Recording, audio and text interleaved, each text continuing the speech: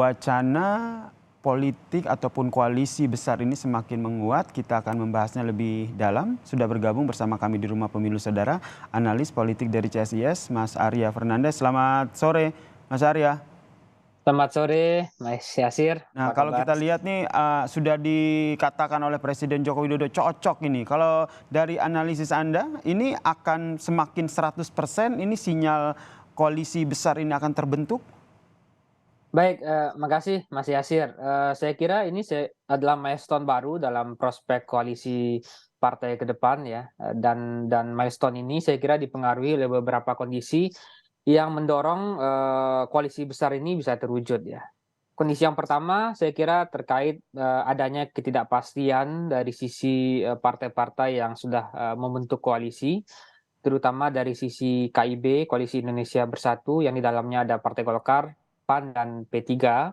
Begitu juga koalisi di antara Gerindra dan PKB. Nah, ketidakpastian yang terjadi di dua koalisi ini mendorong pimpinan partai-partai yang juga didorong juga oleh Pak Jokowi untuk kemudian duduk bersama, melakukan perbincangan, melakukan musyawarah, dan tentu pada level akhir melakukan negosiasi untuk mendorong satu koalisi yang lebih besar ya.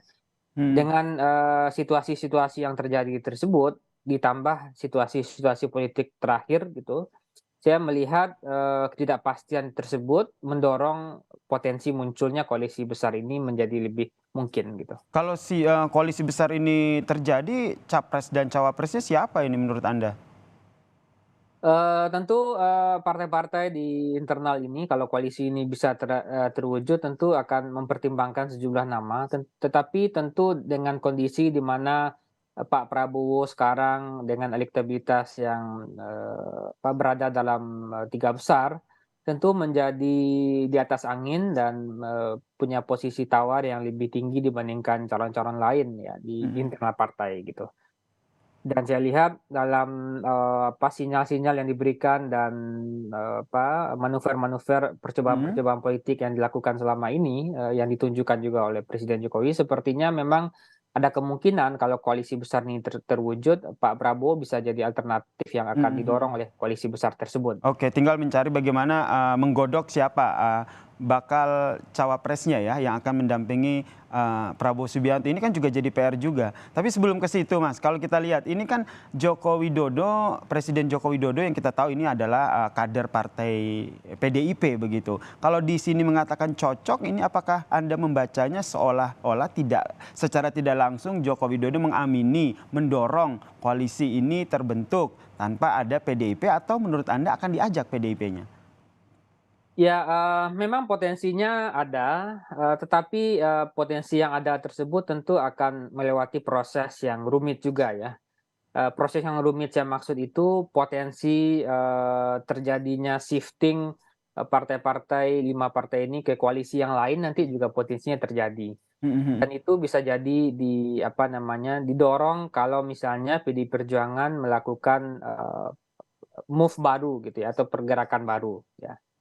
Nah, dan bagaimanapun kita lihat tentu hubungan Pak Presiden dengan PD Perjuangan itu tentu ada naik dan turunnya, dan saya lihat kedua belah pihak baik Presiden Jokowi dan PD Perjuangan itu sebenarnya sama-sama membutuhkan ya, keduanya sama-sama membutuhkan, apalagi Pak Jokowi saat ini juga adalah kader PD Perjuangan dan anak beliau Mas Gibran dan juga menantu beliau juga kader PD Perjuangan. Berarti Anda melihatnya meskipun Presiden Joko Widodo ini kader PDIP, tapi secara tidak langsung memang Joko Widodo juga ingin mengusung ataupun mengendorse koalisi besar ini terbentuk.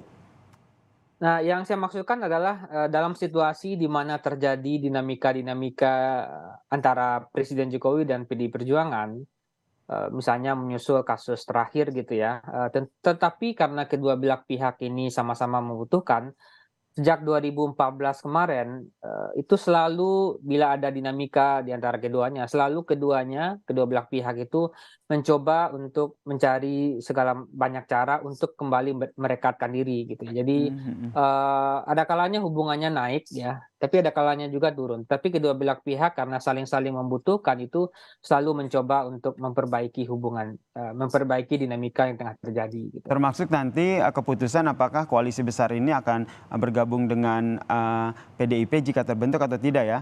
Ya, Mas? saya kira ya, Heeh. termasuk apakah PDIP nanti akan menjadi bagian dan juga bisa jadi motor juga dari koalisi besar ini, atau dalam kondisi misalnya bisa juga ada skenario PDIP akan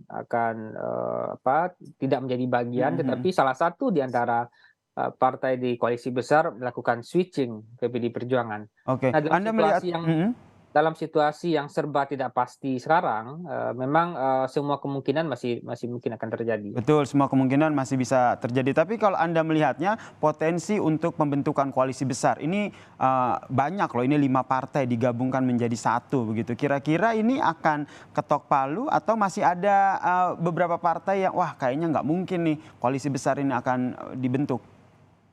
Kalau kita lihat, secara, chemistry di antara ketua umum partai, dan kebutuhan untuk memastikan agar program-program pemerintahan itu bisa berlanjut ya, dan juga situasi, kerumitan internal di KIB sendiri, begitu juga kerumitan internal di Gerindra, PKB itu menjadi perekat bagi 5 partai ini sebenarnya untuk membentuk, koalisi besar ya. Jadi saya kira potensinya cukup besar sekali untuk, terbentuk gitu. Oke, potensinya cukup besar, tinggal Apalagi, bagaimana nanti akan ditentukan ya siapa ya, capres dan cawapres yang nanti benar akan diusung jika koalisi besar ini benar. dibentuk begitu ya. Kita Yang nantikan ya seperti apa ya nanti ya dinamika politik yang akan terjadi. Terima kasih analis politik CSIS Mas Arya Fernandes telah bergabung bersama kami di Rumah Pemilu. Salam sehat Bang.